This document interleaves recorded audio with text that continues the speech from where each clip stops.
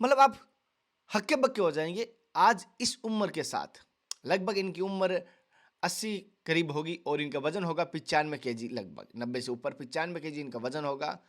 और श्री राम शरणम, श्री राम शरणम, श्री राम शरणम, श्री राम शरणम, श्री राम। तीन नृत्य है, आजकल दो से करते हैं, लेकिन हम लोग तीन नृत्य का श्री ये श्री राम शरणम, श्री राम, ऐसे अंगन्यास हर एक व्यक्ति को करना चाहिए। इससे क्या फायदा महाराज जी? ये हमारे अंगन्यास जो सुरक्षा करता है पूरे शरीर की। पूरे शरीर की, इसलिए अंगन्यास करता हूँ। ये मुसलमान के खुदा का कार्टून बना के देख दें, राम कृष्ण का कोई कार्टून बना दे, हिंदू ऐसा बेवकूफ़ जात में से कहता हूँ, बुरा नहीं माने, हिंदू सुनते होंगे, अपने धर्म को, अपने पूर्वजों को भूल गए। नमस्कार दोस्तों, जनता की आवाज में आप सभी का स्वागत है। मैं कन्हैया शर्मा। हालांकि ठंड के मौसम है, फिर भी जीभ लड़खड़ा रही है और आपको संतों की सीरीज में करवा रहा हूं, संतों के दर्शन करवा रहा हूं। और जब भी मैं वृंदावन की परिक्रमा करने आता हूं और साथ साथ ही संतों के दर्शन करवाता हूं और किन्हीं न किसी संतों की आपको कोशिश भी करता हूं। मेरा यह सबसे उद्देश्य कहूँगा कि आप संत सेवा करें ना करें, लेकिन जो भी संत अगर भजन करें उनकी भजनों में बाधा ना बने। क्योंकि ठाकुर जी भी हो चाहे किसी भी देवता ने कहा कि संतों के चरणों की धूल अगर मेरे ऊपर आ जाए तो मेरा जीवन का उद्धार हो जाए। ये साक्षात भगवान ने भी कहा है, तो हम तो दुर्बल इंसान हैं, तो हमारे लिए बहुत बड़ी बात होगी। और हमें आने वाले टाइम में बहुत सारे संत लुप्त होते दिखाई देंगे और दिखाई भी नहीं देंगे, ये कह रहा हूँ। हालांकि क्योंकि अभी भी नए संत बहुत कम बन रहे हैं। तो आज मैं जिन संतों के आपको दर्शन करवा रहा हूँ, तो वो जैसे कि अभी आप देख पाएंगे स्क्रीन पे, इन महात्मा जी की आज की मैं आपको दिनचर्या बताने वाला हूं। क्योंकि ये सुबह 4 बजे तो परिक्रमा करते हैं, उसके बाद जो योगा एक्सरसाइज करते हैं वो आपको दंग कर देगी, दांतों तले अंगुली दबाने पे मजबूर कर देगी। मतलब आप हक्के बक्के हो जाएंगे आज इस उम्र के साथ। लगभग इनकी उम्र 80 करीब होगी और इनका वजन होगा 95 kg, लगभग 90 से ऊपर 95 kg इनका वजन होगा। और ये जो एक्सरसाइज करते हैं, जो इनकी दिनचर्या है, वो आम आदमी नहीं कर पाता है। आपका क्या कहना, मुझे कमेंट कर देना। और आज मैं कहता हूं, अगर आप इन महाराज जी की दिनचर्या अगर आपको पसंद आती है तो कम से कम अपने परिवार के साथ शेयर कर देना, मैं यही कहूँगा। 90-95 kg वजन है और इनका जो योगा देखकर आपके दांतों तले अंगुली दबाना आप मजबूर हो जाएंगे। जैसे आप देख पा रहे हैं किस प्रकार ये अपने सिर के बल, जैसे शीर्ष आसन कहते हैं, किस प्रकार देखो आप देख पा रहे हैं। और कोई भी इसमें नेगेटिव कमेंट मत करना, क्योंकि संतों के यहाँ पर कुछ आप देखेंगे तो ऐसा ही संतों में भाव होते हैं, तो नेगेटिव कमेंट मत करना कहीं पर भी।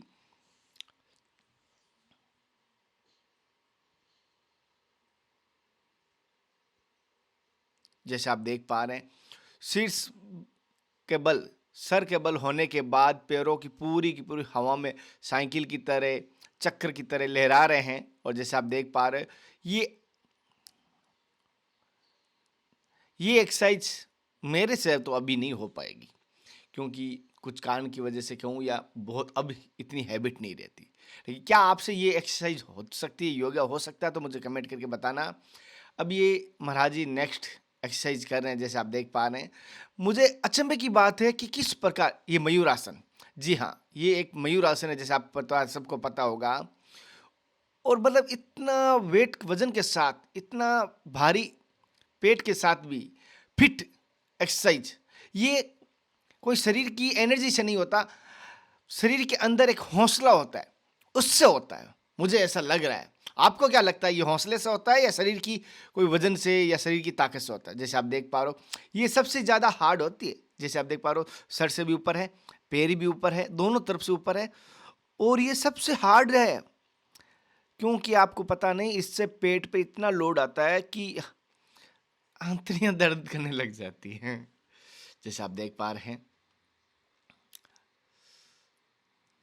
साथियों, जैसे कि आप देख पा रहे हो इन महात्मा जी की आज की मैं आपको दिनचर्या बताने वाला हूं। क्योंकि ये सुबह 4 बजे तो परिक्रमा करते हैं, उसके बाद जो योगा एक्सरसाइज करते हैं वो आपको दंग कर देगी, दांतों तले अंगुली दबाने पे मजबूर कर देगी। मतलब आप हक्के बक्के हो जाएंगे आज इस उम्र के साथ। लगभग इनकी उम्र 80 करीब होगी और इनका वजन होगा 95 kg, लगभग 90 से ऊपर 95 kg इनका वजन होगा। और ये जो एक्सरसाइज करते हैं, जो इनकी दिनचर्या है, वो आम आदमी नहीं कर पाता है। आपका क्या कहना है, मुझे कमेंट कर देना। और आज मैं कहता हूं, अगर आप इन महाराज जी की दिनचर्या अगर आपको पसंद आती है तो कम से कम अपने परिवार के साथ शेयर कर देना, मैं यही कहूंगा।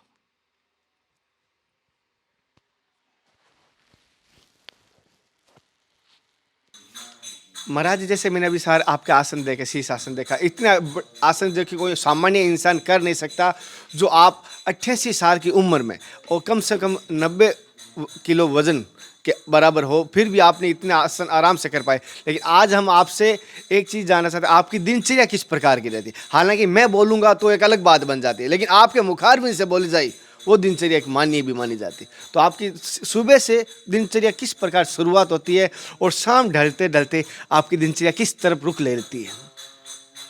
देखो जी, शरीर साधु को या किसी को ब्रह्म मुहूर्त में उठना चाहिए। हर एक का कोई आसन सुबह उठने का बंद कर, सुबह उठने का सबका नियम है। ब्रह्म मुहूर्त में उठे, दिमाग शांत रहता है, उसमें भगवान का स्मरण करना, सात्विक बुद्धि रहती है उस समय। तो मैं भी, अब ठंडी है, ठंडी में 3:30 3:45 में उठता हूँ। ठंडी बहुत पड़े वैसे में, हवा निकली जैसे सिगरेट पी। हाँ वैसे मॉर्निंग, वैसे मैं 3 बजे उठता हूँ। 3 बजे उठ ही जाता हूँ, 2:45 में हमेशा ठंडी के कारण से 4 में उठता हूँ। फिर पानी पीता हूँ थोड़ा, कभी पर जल्दी रहता है, लोशन का लग जा, जल्दी जाना पड़ता है। उठते प्रेशर बन हाँ जाता है मेरी प्रेशर, तरह। हाँ। तो पानी नहीं पीता, उसे पानी पी के डोला जाना चाहिए। गर्म पानी पीता और अच्छा है स्वास्थ्य के लिए। फिर जा करके डोला करके फिर तेल लगाता हूँ। अभी ठंडी है तो सरसों का तेल लगाता हूँ। अच्छा भी रहता है स्किन के लिए। ठंडी कम, थोड़ा गुनगुना, गर्म पानी से नहीं नहाना चाहिए, थोड़ा सा ठंडापन दोनों गुनगुना है। इससे चमड़ा जो है सिकुड़ता नहीं है। ज़्यादा गर्म से नहीं नहाना चाहिए, हल्का केवल ठंडापन दूर हो जाए। और मैं गर्म पानी से नहाता हूँ, माफी। हाँ, तो थोड़ा ठंडापन दूर हो जाए उससे नहाता हूँ। और फिर नहा करके फिर 4 बजे, अब 4:30 बाहर निकलता हूँ। बाहर निकाल अपना था, ठाकुर जी की मंगल आरती है, ये सब गाता हूँ, मंगल पद गाता हूँ आधा घंटा। फिर घूमने निकलता हूँ। घूमने में भी अपना समय नहीं बर्बाद होता है। वहाँ भी गुरु वंदना, भगवान कृष्ण की, राधा कृष्ण की वंदना अष्टक जब तक होता है, आधा घंटा घूमता हूँ। समय उतना नहीं है। फिर आधा घंटा आकर के, आधा घंटा जितना आसन हो जाए आसन करता हूँ। पहले ठंडी में तो नहा के आसन करता था, तब घूमने नहीं देता। ठंडी का नहा के आता हूँ, तब घूम के आता हूँ, आसन करता हूँ। आसन करके फिर अपना 9 बजे तक पाठ पूजा, जो अपना नियम है, 9 बजे पाठ पूजा होता है। समय बर्बाद नहीं निकलता। मैं आसन भी करता हूँ तो हमारा कैसेट चलता रहता है, भगवान का भजन भी है, आसन भी होता है। जितने देर में हनुमान चालीसा हो जाए, ये सुंदरकांड, गोपाल सहस्त्रनाम, कृष्ण अष्टक, राधा अष्टक, इतने देर आसन करता हूँ। नियम बना ये, जब तक चलता रहे कैसे, तब तक आसन करता हूँ। आधा घंटा समझ हो जाता है। उसका हम अपना स्वरूप करके, हमारे यहाँ स्वरूप कहा जाता है, स्वरूप निखारते हैं ना लोग, उसमें जाते हैं, क्या नाम, ब्यूटी पैलेस में। हम लोग भी ब्यूटी पैलेस एक तरह से आए, अपना श्रृंगार करता हूँ। श्रृंगार मतलब अपना स्वरूप, तिलक नियम जो है वो नियम करके फिर अपना अंगन्यास करना चाहिए। सभी को अंगन्यास कर, जिसको कृष्ण में भक्ति हो, राम में भक्ति हो, नारायण में भक्ति, सबको नहीं गुरु बनाया है तो अपना भगवान कृष्ण को गुरु बनाए। बहुत अच्छी बात है ये। क्योंकि जो बहुत आदमी गुरु नहीं बनाए हैं, स्त्री हो चाहे पुरुष, सबको गुरु बनाने का, तो कम से कम कृष्ण को वह गीता का श्लोक याद करे हर एक व्यक्ति। वसुदेव सुतम देवम कंचारुणमर्दम देवकी परमानंदम कृष्णम वंदे जगत गुरु। उनको गुरु मान, फोटो रख के गुरु मान के अपना, ओ श्री कृष्ण शरणम, श्री कृष्ण शरणम, श्री रामा शरणम श्री रामा शरणम, इसका जप करें कम से 10 मिनट। और सबको होना चाहिए। पहले तो मैं भूल गया, वो उठे तो पहले कर से ही लक्ष्मी प्राप्त होती है और विद्या भी प्राप्त होती है। इसलिए सुबह उठे भगवान का कम से कम गाड़ी से कृष्ण को गुरु माने, सुबह उठ के श्री कृष्ण शरणम श्री कृष्ण शरणम श्री कृष्ण शरणम 10 मिनट जप करे। हर एक व्यक्ति को जिसको जो इष्ट हो, चाहे मुसलमान हो अपना अल्लाह का मंत्र जाप करें, खुदा का जप करें। कर वत्स्य लक्ष्मी कर मध्य नहीं श्लोक याद तो कर के आगे में लक्ष्मी का ध्यान करें। बहुत से श्लोक नहीं जानते हैं। फिर सरस्वती का, क्यों बुद्धि देने वाला सरस्वती है, सुबह सरस्वती का ध्यान करें। भगवान कृष्ण का, गुरु का, सबका ध्यान करके प्रणाम करें 10 मिनट। फिर उस करके जो श्वास चलता है, वो पहले पृथ्वी माँ को प्रणाम कहे, पृथ्वी माता मैं आप पर पैर रख रहा हूँ, थूकता हूँ, टट्टी का सब इससे क्षमा करें। और उसके बाद जो श्वास चलता है हर एक व्यक्ति को कर्तव्य है। इसलिए पूरी बार कोई जात पक्ष नहीं है। जो श्वास चले उस श्वास को पैर पृथ्वी रख के सब आगे का काम के, सब मनुष्य मात्र का काम है। और आसन करे, अंगन्यास करना जरूर करना चाहिए। जिसको अंगन्यास करना नहीं आता है कम से कम श्री कृष्ण का 10 मिनट जप करे। उसी से श्री कृष्ण शरणम हृदय का ध्यान करें, श्री कृष्ण शरणम माथे पर रखे, श्री कृष्ण शरण मस्तिष्क पर रखे। श्री कृष्ण कवच है, कवच हमारी रक्षा करता है। श्री कृष्ण शरणम श्री कृष्ण शरणम ऐसे करके फिर अंगन्यास करें। नहीं याद है अंगन्यास करने में राम जी का हो कि जो राम शरणम राम शरणम राम शरणम राम शरणम अंगुष्ठ को चारों को स्पर्श करें। चाहे ऐसे हो, कई तरह का अपने कर, हम लोग ऐसे करेंगे अंगन्यास अंगुष्ठा तर्जनी नहीं याद हो तो अपना ऐसे कर ले, श्री कृष्ण शरणम श्री कृष्ण शरणम श्री कृष्ण शरणम श्री कृष्ण शरणम ऐसे करना चाहिए। राम जी को उपासक श्री राम शरणम श्री राम शरणम श्री राम शरणम श्री राम शरणम श्री राम। 3 नृत्य है, लास्ट 2 से करते हैं लेकिन हम लोग 3 नृत्य का श्री राम शरणम श्री राम ऐसे अंगन्यास हर एक व्यक्ति को करना चाहिए। इससे क्या फायदा महाराज जी? ये हमारे अंगन्यास जो सुरक्षा करता है पूरे शरीर की, पूरे शरीर की, इसलिए अंगन्यास करता हूँ। सबको करना चाहिए, ये सब जीव मात्र को करना चाहिए सुरक्षा के लिए। और कवच है, कवच ऐसे माने कचप, ये माने श्री कृष्ण हृदय की रक्षा कर। श्री कृष्ण शरण मस्तिष्क, शिखा मस्तिष्क है, शिखा है, ये कवच है। ये अस्त्राय फट करते हैं। श्री कृष्ण शरण अस्त्राय फट सब तरह से हमारी रक्षा करे। भगवान कृष्ण राम सब तरह से हमारी रक्षा करना चाहिए। इस अंगन्यास करन्यास का ये विधि है। महाराज जी जैसे आपने इतनी कठिन जो सुबह से लेकर शाम तक करते हो, मैं देख रहा हूँ आम व्यक्ति इतने, कोई कहना नहीं चाहिए बड़े बड़े महात्मा जी इतने नहीं कर पाते, आम व्यक्ति नहीं कर पाता। तो आपकी वो एनर्जी कैसे रहती है आज इस उम्र में, इस शरीर के साथ? वो एनर्जी, वो जोश कहाँ से आता है? जो अपना कर्तव्य है जी, मनुष्य मात्र का कर्तव्य है भगवान के शरण में जाना। जीव का जो अंश है अंशी के पास रहता है। हम भगवान के अंश हैं, अंश कहाँ जाए? अंशी के पास जाएगा। हम भगवान से कभी अलग हो नहीं सकते। सूर्य से किरण कभी अलग नहीं, प्रभा कभी अलग नहीं हो सकता है। इसलिए भगवान से हम अलग नहीं हो सकते। भगवान के साथ हमारा पहले भी संबंध था, अभी भी है, आगे भी रहेगा। महाराज जी जैसे आपको ऐसा नहीं कहते कोई, जैसे इस उम्र में आप कर रहे हो, कहीं हड्डी बैंड हो जाएगी, कहीं मोच आ जाएगी, कहीं नाड़ बैंड हो जाएगी, ऐसा कोई नहीं कहता? आपको मना नहीं करते? कोई मना, जिस दिन जो होना होगा कोई टाल नहीं सकता है। जैसे संत टाल सकते हैं लेकिन जो होना होगा हमारा रील बना हुआ है। हमारा भी जैसे आपका जितने का सबका रील बना हुआ है। किस दिन क्या होगा, ज्योतिष शास्त्र यही है। ज्योतिष शास्त्र का आप इतने दिन, इतने समय, इतने में आपका मृत्यु होगी। तो रील बना हुआ, आप इतने दिन में इतना होगा, आपकी शादी इतने तारीख, जो अच्छे ज्योतिष है बना, आपकी शादी इतने दिन अमुक तारीख कितने पर। लेकिन जिस दिन शादी होना, जिससे शादी होना वही होगा। जिसके द्वारा जो करना होगा वो कुछ टाल नहीं सकता है, कितना कोई सिद्ध हो चाहे कोई हो।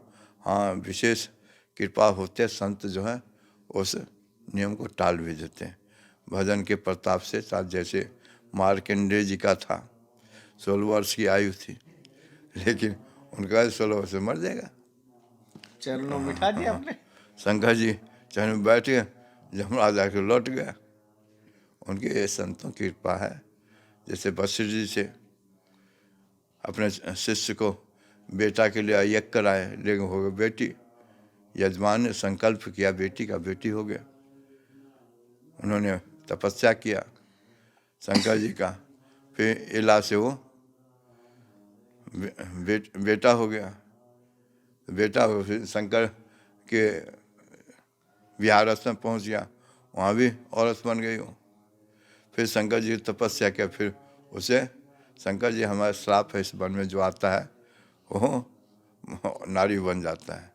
घोड़ा घोड़ी बन गया, पुरुष सही थे। फिर शंकर जी चाहो तुम्हारा जो राजा रहेगा ये 6 महीना पुरुष 6 महीना स्त्री रहेगा। तो संत जो है उस विघ्नों को टाल देते हैं।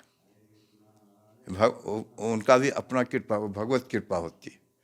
लोग अहंकार करते, हम अहंकार करें, हमारे इतने सिद्ध हैं, इतने आसन कर, इतना भजन करता, ये कोई काम नहीं देगा, काम नहीं आएगा।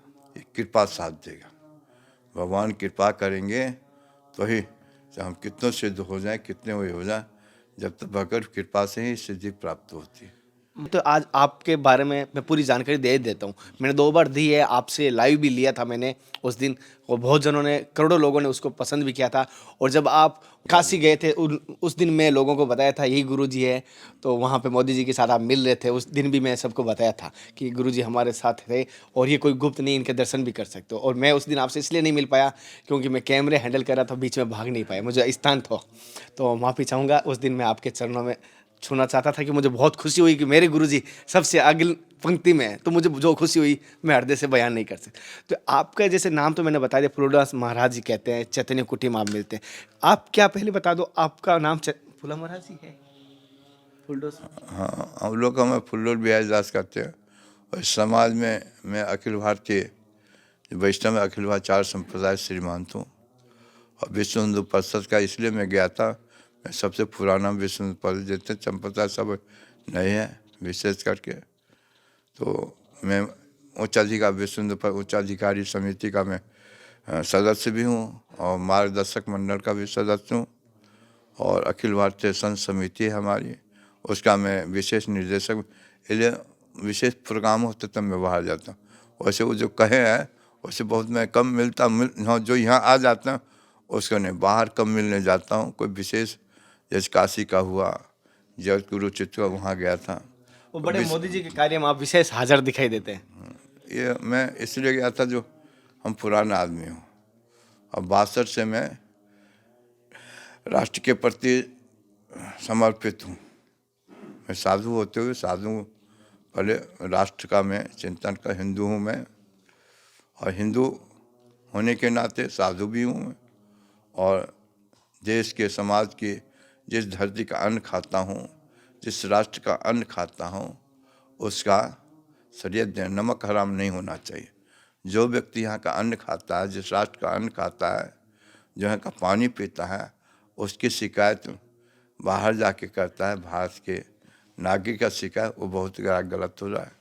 अभी आपके राजस्थान में एक कौन बाबा हो गए कालीचरण, जिन्होंने महात्मा गांधी पर बोल दिया, उसको जेल में है अभी। और जो आदमी नित्य बोलता है भगवा आतंकवादी है, हिंदू आतंकवादी है, मंदिर में जाते हैं वो लड़कियों को छेड़ते हैं, राहुल बोला है।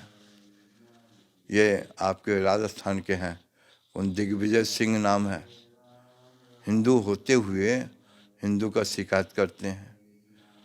तो ये लोग गद्द देश के गद्देदार हैं। गद्दार है ये, अच्छे गद्दार। हिंदू होते हुए हिंदू की शिकायत करें। यही यही जो कोई मुसलमान का शिकायत करके देखे। राम राम राम को काल्पनिक बना वाले, अयोध्या का विरोध करने वाले, ये बाइबल का विरोध कर सकता है? ये मुसलमान के खुदा का कार्टून बना के देख दें, राम कृष्ण का कोई कार्टून बना दे। हिंदू ऐसा बेवकूफ़ जात में से कहता हूँ, बुरा नहीं माने हिंदू सुनते होंगे, अपने धर्म को, अपने पूर्वजों को भूल गए। देखो हम लोग कहते हैं तो मुसलमान से कौन है, तो मैं मुसलमान हूँ। हम हिंदू से कौन हो, तो मैं ब्राह्मण हूँ। ब्राह्मण शाश्वत हूँ, द्विवेदु हूँ, चतुर्वेदु भिन्न ब्राह्मण है। ठाकुर में अमुक चौहान ठाकुर हूँ, तो अमुक अमुक ठाकुर। कोई कहता नाई हूँ मैं, कोई कहता मैं धोबी हूँ मैं, कोई कहता कुम्हार हूँ मैं। अनेक जात में बटे हैं। ऐसे वोट की राजनीति करते, जात पात पूछे, सब जितने वोट वाले हैं सब किस एरिया में ब्राह्मण है वहाँ ब्राह्मण खड़ा है, किस यहाँ जाट है जाट खड़ा, किस यहाँ छत्तीस। तो तुम तो जात पात तुम ही चलाते हो जी। कहते हम जात पात नहीं रखता हूँ, वोट की राजनीति हमारे साधु में है कोई जात पात नहीं है। हरि को भजे जात पात पूछे नहीं को, हरि को भजे सो। रैदास कौन थे जी? चमार थे, लेकिन हम पूछते हैं। इसे हमारी संतों द्वारा सुना है कि साधु से ना पूछे जात, ना पूछे उम्र, उनकी दोनों ही नहीं होती, ना उम्र होती है ना जात होती है। सत्य ये बात है, आज आपके माध्यम से पता चला। वो तो भाई साधु में बहुत ऐसे भी है, वेश्या से पूछे कितना वो 40 रहेगा तो पीछे बताएगा। और साधु में भी बहुत है जो कहेंगे 50 का हूँ, कहते 90 हो रहा है हमारी। सच है। ऐसे बताते हैं अपने उपचार, लेकिन सच्चे ठाकुर सब जानते हैं। जैसे अभी ये बात आपने बताई, वो वापस एक बार बताना, सभी को मैं बता दूं। वेश्या का और साधु वाली बात बताना। अरे ये सब शिकायत नहीं करना चाहिए, सब का महिलाएं नाराज़ हो जाएंगी। कह ऐसे कहते हैं, वो जैसा है ठाकुर ठीक है। महिला को हम पूजनीय मानता हूँ, माता तुल्य, हम माता तुल्य है, नारी का हमारे सम्मान है। जो बात है तो कहना पड़ेगा। सत्य बात को छुपा नहीं मुसलमान इसको अपना भोग्या समझते हैं, मैं हिंदू भोग्या नहीं समझते हैं। ये पूजनीय है, हम इनको मातृशक्ति को, अब जो गलत किया तो गलत कहना पड़ेगा। वेश्या वेश्या है तो कहना पड़े वेश्या है। इसीलिए नारी अपमान समझते हैं इस बात को। जैसे ढोल गमार शुद्ध पशु नारी, ये किस परिस्थिति में कहा गया है, अब कौन कह रहा है, इसको सोचना, आगे पीछे सोच कर तब बोलना चाहिए। कौआ कान ले गया, हम कान को देखने कौआ के पीछे नहीं दो। उस किस परिस्थिति में ढोल जब बाजेगा नहीं, पिटेंगे आवाज़ नहीं, ढोल गमार आपके नौकर काम ने फटकारेंगे तो काम नहीं करेगा। एक बार आपने बताई थी उनको। ऐसे नहीं होना चाहिए। हमारे यहाँ मातृशक्ति को बहुत सम्मान दिया गया। इनको हम किसी देवता को नहीं, माताओं को, नारी को हम लक्ष्मी की जगह पर पूजन किया। धन का अधिष्ठात्री बना दिया, धन के देवता बना दिया, विद्या के अधिष्ठात्री बना दिया सरस्वती को। अब यही मातृशक्ति नारी शक्ति देश आक्रमण करता है तो काली दुर्गा भी बनते हैं। हमारे यहाँ मातृशक्ति का जितना सम्मान है उसके पुरुष को इतना सम्मान हो, जीव मात्र को।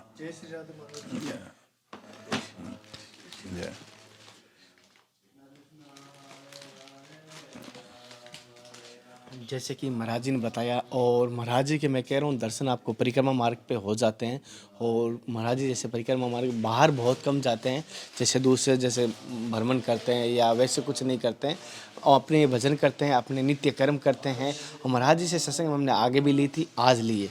आज हमने महाराज जी की दिनचर्या ली, और महाराज जी जैसे पूरे जीवन में इन्होंने क्या पाया क्या नहीं वो हमें बताने की कोशिश की, और सारांश हमने समझा। तो आपने आज की सत्संग में क्या प्राप्त किया, मुझे ये कमेंट करके ज़रूर बताना आपको क्या मिला। और महाराज जी का हौसला को देख के, महाराज जी के जो आपके जैसे नित्य कर्म को देख के आपका क्या कहना है, किस प्रकार ये आसन कर रहे हैं वो देख के आपको क्या कहना है, मुझे कमेंट करके एक बार ज़रूर बताना। फिर मिलते हैं नए संत महात्मा के साथ, तब तक जय हिंद, वंदे मातरम, हर हर महादेव, जय श्री कृष्णा, जय श्री राधे। हे नाथ, हे मेरे नाथ, मैं आपको भूलूँ नहीं। महाराज जी का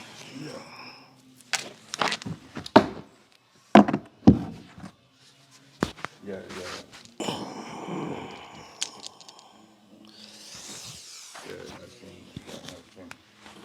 मुसलमान सबकी रक्षा करते हैं जी, और आपकी रक्षा किए